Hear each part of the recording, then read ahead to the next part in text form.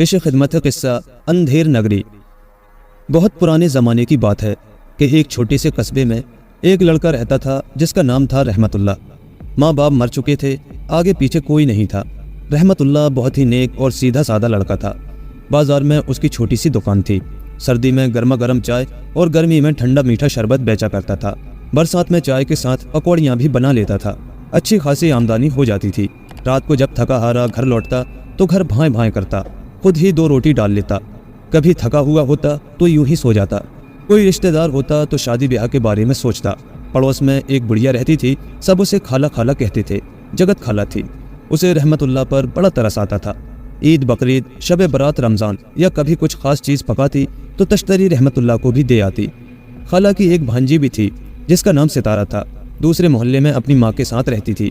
گوری چٹی جیسے پھیکا سلجم، لیکن اپنے گورے رنگ پر بڑا ناز تھا۔ ہر وقت کنگھی چوٹی کیے، آنکھوں میں ڈھیروں کاجل بھرے، کھڑکی سے تاک جھانک کرتی رہتی۔ بیوہ ماں کو لڑکی کی شادی کی بڑی فکر تھی، اپنی بیٹی کے لچھنوں سے بھی پریشان رہتی، لیکن کیا کرتی، گانٹھ میں پیسہ نہیں تھا۔ بغیر دہیز کے غریب کی بیٹی کو کون بیاہتا۔ ایک دن اپنی بہن سے ملنے آئی تو بیٹی کے بیاہ کا دکھڑا لے کر بیٹھ گئی۔ خالہ کے دماغ میں فوراً ہی رحمت اللہ کا خیال آیا۔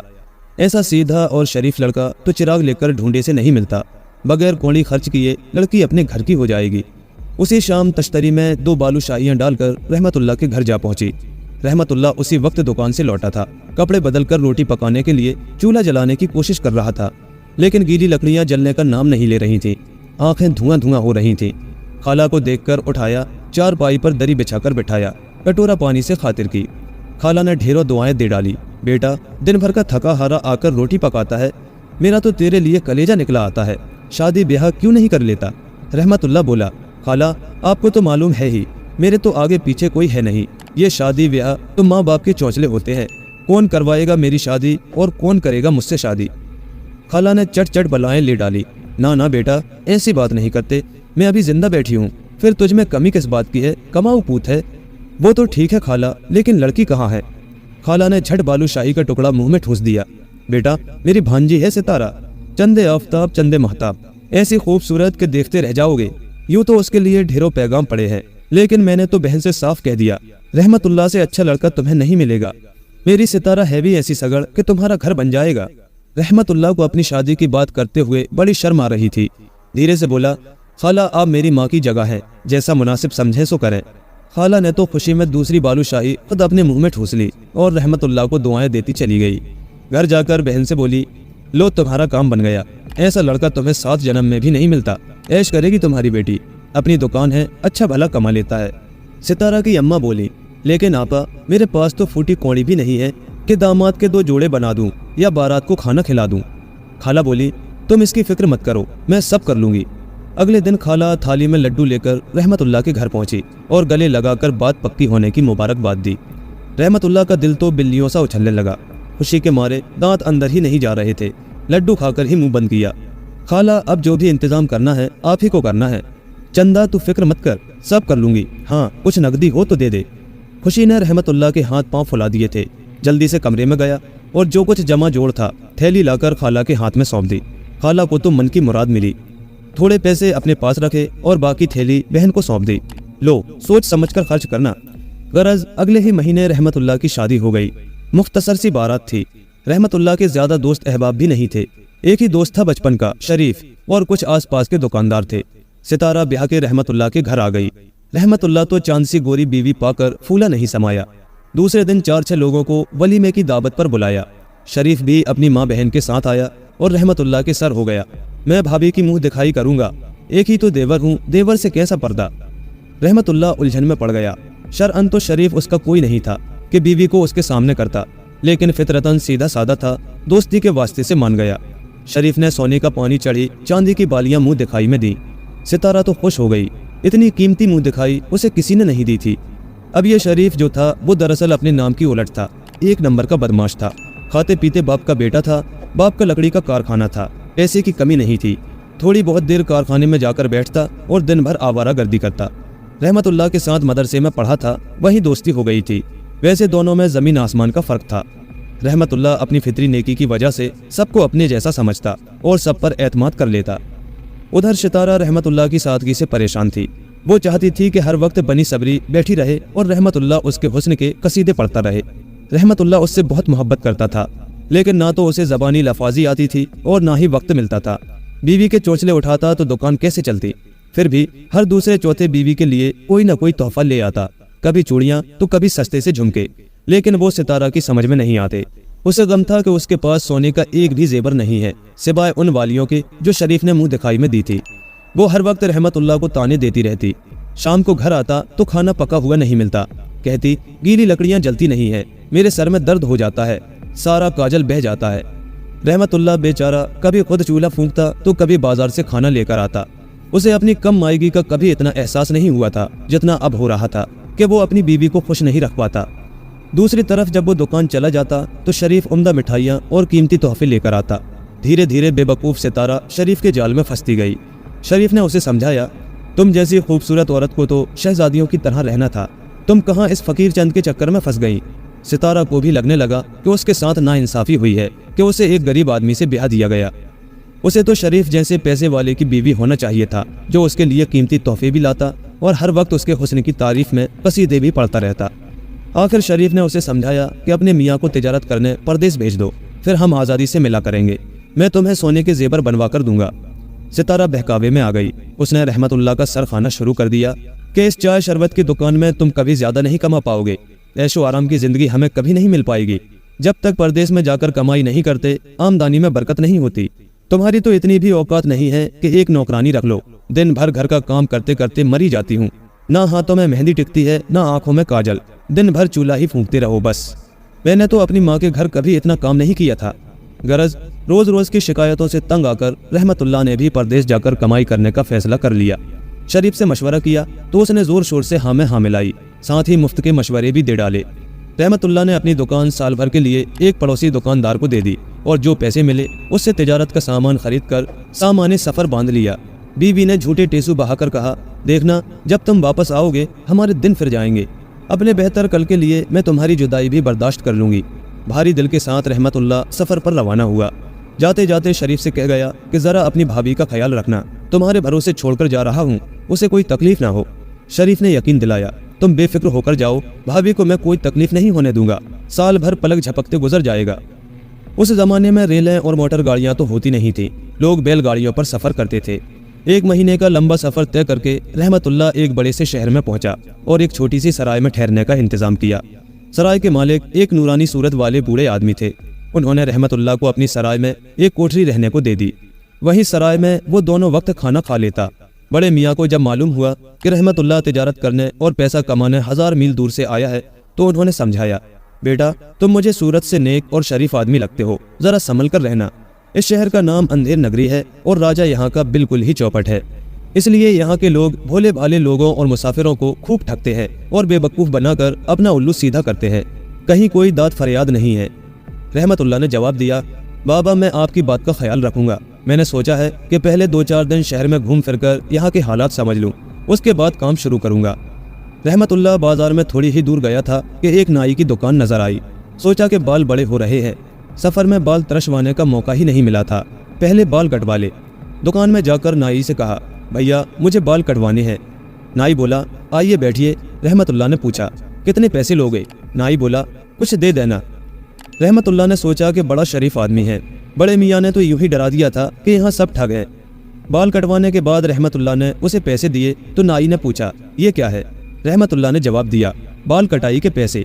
نائی بولا، لیکن میں تو پیسے نہیں لوں گا، میں نے تو تم سے کہا تھا کچھ دے دینا، مجھے تو کچھ چاہیے۔ رحمت اللہ بیچارہ بڑا حیران کہ یہ کچھ کیا ہوتا ہے۔ اس نے پیسے بڑھا کر دیے، دگنے تگنے کر کے دیے، لیکن نائی تو اڑ گیا کہ اسے تو کچھ چاہیے۔ رحمت اللہ نے دکان میں آنے والے کئی لوگوں کے سامنے اپنا مقدمہ پیش کیا، لیکن بیکار۔ ہر ایک نے یہی کہا کہ جب بات کچھ کی طے ہوئی ہے تو کچھ ہی دو۔ آخر رحمت اللہ کو بڑے میاں کی بات یاد آئی اور خیال آیا کہ اس مصیبت سے وہی نکال سکتے ہیں۔ اس نے نائی سے کہا، تم میرے ساتھ چلو، یہ کچھ تو میں گھر پہنچ کر ہی دے سکتا ہوں۔ رحمت اللہ نائی کو لے کر سرائے پر پہنچا اور بڑے میاں کو سارا قصہ بتایا۔ بڑے میاں نے نائی سے کہا کہ تم کل صبح آنا، ابھی ہمارے پاس کچھ نہیں ہے، کل ہم منگا کر رکھیں گے۔ نائی چلا گیا تو بڑے میاں نے رحمت اللہ سے کہا، بیٹا میں نے کہا تھا کہ یہ اندھیر نگری ہے، یہاں ہر قدم پھونک پھونک کر سمجھداری سے اٹھانا، تمہیں نائی سے صاف الفاظ میں ایسے طے کر لینے چاہیے تھے۔ رحمت اللہ حیران تھا۔ بابا مجھے کیا معلوم تھا کہ اس جھنجٹ میں پھنس جاؤں گا، میں تو سیدھے سادے بال کٹانے گیا تھا۔ اس نے کہا کچھ دے دینا، میں سمجھا اس کا مطلب ہے کچھ بھی پیسے دے دینا۔ خیر اب بتائیے کیا کروں؟ بڑے میاں نے کہا تم بازار جاؤ، ایک دہی کا کونڈا خرید لاؤ۔ رحمت اللہ نے ایسا ہی کیا۔ بڑے میاں نے اس دہی پر تھوڑی سی توے کی کالونج ڈال دی اور کونڈا اٹھا کر رکھ دیا۔ اگلے دن صبح ہی صبح نائی اپنا کچھ لینے آ موجود ہوا۔ بڑے میاں نے رحمت اللہ سے کونڈا لانے کو کہا۔ رحمت اللہ نے دہی کا کونڈا نائی کو دے دیا۔ نائی بولا یہ تو دہی ہے، میں اس کا کیا کروں؟ بڑے میاں نے پوچھا اس میں کیا پڑا ہے؟ نائی نے کہا دہی میں کالا کالا کچھ پڑا ہے۔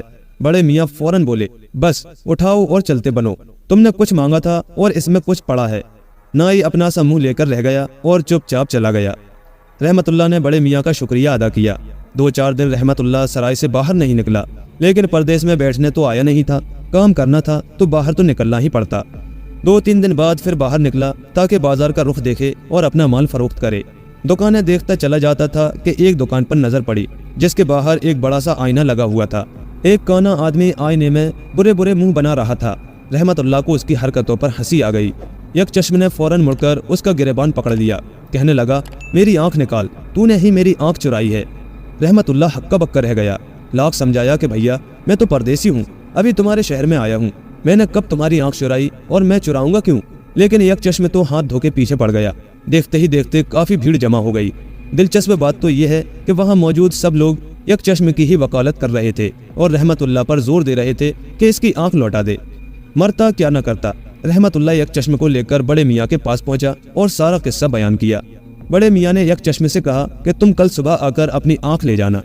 یک چشم چلا گیا تو بڑے میاں رحمت اللہ کی طرف مڑے، لیکن ان کے کچھ بولنے سے پہلے ہی رحمت اللہ بول پڑا بابا اب مجھے کچھ مت کہیے، اب کہ میرا قصور صرف اتنا تھا کہ مجھے ہنسی آ گئی تھی۔ بڑے میاں بولے بیٹا اب جو بھی ہوا ہو، بہرحال اس قصے کو نپٹانا ہے۔ تم ایسا کرو کسائی کی دکان پر جا کر بکرے کی 8-10 آنکھیں لے آؤ، کسائی سے کہہ دینا میں نے منگائی ہے۔ رحمت اللہ نے ایسا ہی کیا۔ بڑے میاں نے ساری آنکھیں دھو دھلا کر اور خشک کر کے ایک ڈبے میں رکھ دی۔ اگلے دن یک چشم آنکھ مانگنے آیا تو رحمت اللہ نے بڑے میاں کی ہدایت کے مطابق ڈبہ کھول کر اس کے سامنے کر دیا اور بولا کہ بھائی میرے پاس تو بہت سے لوگوں کی آنکھیں گر بھی رکھی ہیں، تم ان میں سے اپنی آنکھ پہچان کر لے جاؤ۔ یک چشم اسے ٹھگنے کے چکر میں تھا، اسے ایسے جواب کی امید بھی نہیں تھی۔ اپنا سا منہ لے کر واپس لوٹ گیا۔ رحمت اللہ نے بڑے میاں کے ہاتھ چوم لیے۔ بابا آپ کی عقل کو کون پہنچ سکتا ہے، آپ نے دوسری مرتبہ میری گلو خلوصی کروائی ہے۔ بڑے میاں نے سمجھایا اب اس شہر میں آ کر پھنسی گئے ہو تو اپنے کام سے کام رکھو اور باقی ہر چیز کی طرف سے گونگے بہرے اور اندھے بن جاؤ۔ رحمت اللہ نے بڑے میاں کی نصیحت کو گانٹھ میں باندھ لیا اور کاروبار کرنے لگا۔ تجارت میں کافی نفع ہوا، کئی ماہ گزر گئے۔ اب وہ چاہتا تھا کہ جلدی سے جلدی سامان بیچ کر وطن واپس جائے۔ اپنے گھر اور بیوی کی یاد ستاتی تھی۔ ستارہ کو پابندی سے خط لکھتا تھا، جواب میں ستارہ اسے لکھتی کہ وہ اس کی یاد میں کیسی پریشان ہے۔ بچا ہوا تھوڑا بہت سامان لے کر ایک دن وہ فیری پر نکلا تو اس نے ایک عجیب منظر دیکھا۔ ایک پالکی میں ایک خاتون بیٹھی تھی، پالکی میں چاروں طرف پردے پڑے ہوئے تھے۔ 2 کہار پالکی اٹھائے بازار میں جا رہے تھے اور ایک آدمی ساتھ ساتھ آواز لگاتا چل رہا تھا کہ اگر کوئی 1000 روپیہ دے تو یہ خاتون بیچ چوک میں رفع حاجت کر دے گی۔ رحمت اللہ کی رگیں شرارت پھڑکی۔ اس نے سوچا کہ یہ پردے دار خاتون بھلا بھرے بازار میں بیچ چوک پر رفع حاجت کیسے کر سکتی ہے؟ کہاں یہ پردہ اور کہاں یہ بے شرمی، یہ کیسے ممکن ہے؟ رحمت اللہ بھول گیا کہ یہ اندھیر نگری ہے۔ اسے تفریقی سوجی۔ اس نے کہا میں 1000 روپیہ دوں گا اگر یہ پردے دار خاتون ایسا کر دے گی۔ اس کے کہنے کی دیر تھی کہ عورت جھٹ پالکی سے اتری اور اپنا لہنگا پھیلا کر بیچ بازار میں رفع حاجت کر دی۔ رحمت اللہ کے تو 14 طبق روشن ہو گئے۔ وہ آدمی بولا لاؤ نکالو 1000 روپیہ۔ رحمت اللہ کے پاس اتنا پیسہ کہاں تھا؟ اس نے تو ایک ناممکن سی بات سمجھ کر دخل اندازی کر دی تھی۔ اب بڑے میاں کی نصیحت یاد آئی تو بہت پچھتایا۔ وہاں موجود سبھی لوگ اس کے پیچھے پڑ گئے کہ 1000 روپیہ نکالو۔ مجبوراً رحمت اللہ کو کہنا پڑا کہ اس وقت تو میرے پاس اتنا روپیہ نہیں ہے، میرے گھر چلو اور پیسہ لے لو۔ اس آدمی کو لے کر رحمت اللہ بڑے میاں کے پاس سرائے پہنچا اور سارا قصہ بتایا۔ بڑے میاں کو رحمت اللہ کی بے وقوفی پر غصہ تو بہت آیا، لیکن اس آدمی کے سامنے ضبط کر گئے اور بولے چلو میں ساتھ چلتا ہوں، خود سب دیکھوں گا اور سب لوگوں کے سامنے پیسہ دوں گا۔ بڑے میاں نے اپنا جھولا اٹھایا اور ان کے ساتھ چوک میں پہنچ گئے۔ عورت وہی پالکی میں بیٹھی تھی اور لوگ بھی کھڑے تھے۔ بڑے میاں نے پوچھا پہلے مجھے پوری بات بتاؤ، شرط کیا تھی؟ اس آدمی نے پوری بات بتائی تو بڑے میاں بولے شرط بیچ چوک کی تھی نا؟ آدمی نے کہا ہاں۔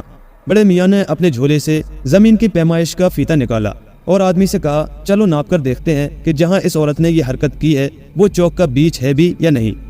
آدمی بڑا سٹ پٹایا لیکن مجبوراً بڑے میاں کے ساتھ مل کر چوک کو ناپا۔ جس جگہ عورت نے رفع حاجت کی تھی وہ چوک کا بیچ نہیں تھا۔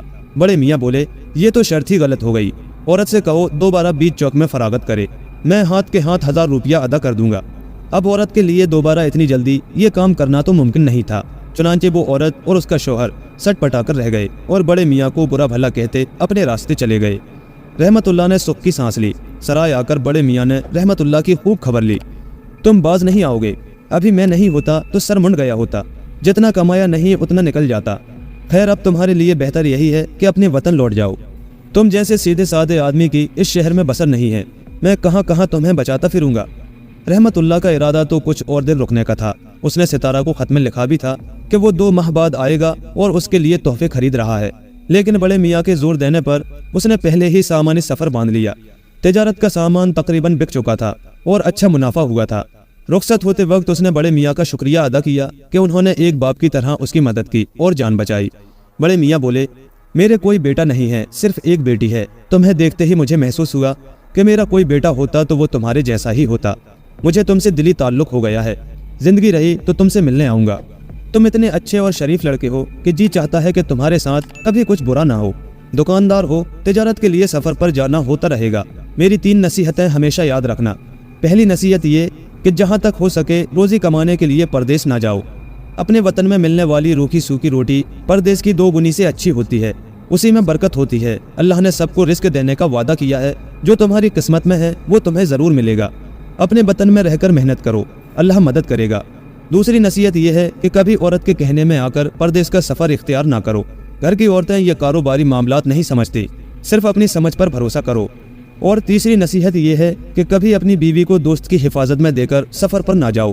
دوست کتنا ہی اچھا کیوں نہ ہو، آدمی کے ساتھ شیطان لگا رہتا ہے اور یہ شرع کے بھی خلاف ہے۔ رحمت اللہ تو سر پکڑ کر بیٹھ گیا، بولا بابا میں نے تو تینوں کام وہی کیے ہیں جن کے نہ کرنے کی آپ نے نصیحت کی ہے۔ روزی کی تلاش میں پردیس کا سفر کیا اور یہ سفر بیوی کے زور دینے پر ہی کیا، اور دوست کو بیوی کا خیال رکھنے کی ذمہ داری بھی سونپ آیا ہوں۔ بڑے میاں بولے بیٹا تم واقعی بہت نیک اور سیدھے ہو، لیکن دنیا میں ہر ایک ایسا نیک نہیں ہوتا۔ اب جاؤ، تمہارے گھر میں چور گھسا ہے، لیکن اطلاع دے کر نہ جانا، خاموشی سے جانا اور جو تماشا دیکھو اس کے مطابق ایک مرد کی طرح فیصلہ لینا۔ رحمت اللہ اسی وقت روانہ ہو گیا، مہینے کے قریب راستے میں لگ گیا۔ گھر پہنچا تو شام ہو رہی تھی۔ اسے بڑے میاں کی نصیحت یاد تھی۔ سامان مسجد میں رکھ کر دبے پاؤں اپنے گھر کے پچھواڑے پہنچا جہاں کمرے کی کھڑکی تھی۔ کمرے میں روشنی ہو رہی تھی، اندر سے ستارہ اور شریف کے ہنسنے بولنے کی آوازیں آ رہی تھیں۔ رحمت اللہ دیوار سے چپک کر کھڑا ہو گیا، ویسے بھی باہر اندھیرا پھیل چکا تھا۔ ستارہ شریف کو اس کا لکھا ہوا خط سنا رہی تھی، جس میں اس نے لکھا تھا کہ وہ 2 ماہ بعد وطن واپس آئے گا اور پھر کبھی اسے چھوڑ کر نہیں جائے گا۔ نیز یہ بھی کہ اس نے ستارہ کے لیے سرخی گازا کاجل، چوڑی پائل، بندے ہار جیسے بہت سے تحفے خریدے ہیں۔ ستارہ اور شریف اس کے خط کا مذاق اڑا رہے تھے۔ شریف کہہ رہا تھا رہے گا فقیر کا فقیر، 2 روپیے والا سامان خرید کر روب جما رہا ہے۔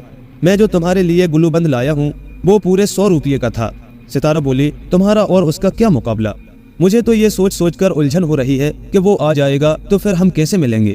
شریف بولا 2-4 مہینے بعد پھر کسی تجارتی سفر پر بھیج دینا، اس گدھے کی نکیل تو تمہارے ہاتھ میں ہے۔ اس پر دونوں کہے مار کر ہنسے۔ رحمت اللہ کے تلوؤں سے لگی تو سر پہ بجھی، غصے کے مارے برا حال تھا۔ اسی وقت جا کر دروازہ کھٹکھٹایا۔ ستارہ نے آ کر دروازہ کھولا۔ رحمت اللہ کو اپنے سامنے دیکھ کر یہ حالت ہوئی کہ کاٹو تو بدن میں خون نہ نکلے۔ پیچھے پیچھے شریف بھی نکل آیا۔ رحمت اللہ پر نظر پڑی تو اس کی بھی سٹی پٹی گم ہو گئی۔ بمشکل اپنے اوپر قابو پا کر بولا وہ میں بھابھی کی خیریت معلوم کرنے آیا تھا کہ کسی چیز کی ضرورت تو نہیں ہے۔ رحمت اللہ کا دل تو چاہا کہ منہ لونچ لے، لیکن بڑے ضبط سے کام لیتے ہوئے بولا اب تم اسے اپنے ہی گھر لے جاؤ تاکہ اس کی ضرورتوں کا اچھی طرح خیال رکھ سکو۔ میرا اب اس سے کوئی واسطہ نہیں ہے، میں نے اسے طلاق دی۔ ستارہ نے زور زور سے رونا شروع کر دیا اور شریف چوری پہ سینہ زوری کرتے ہوئے رحمت اللہ کو برا بھلا کہنے لگا کہ شرافت کا تو زمانہ ہی نہیں ہے، بھابھی سمجھ کے اتنے دن ان کی بیوی کی دیکھ بھال کی اور یہ الزام لگا رہے ہیں۔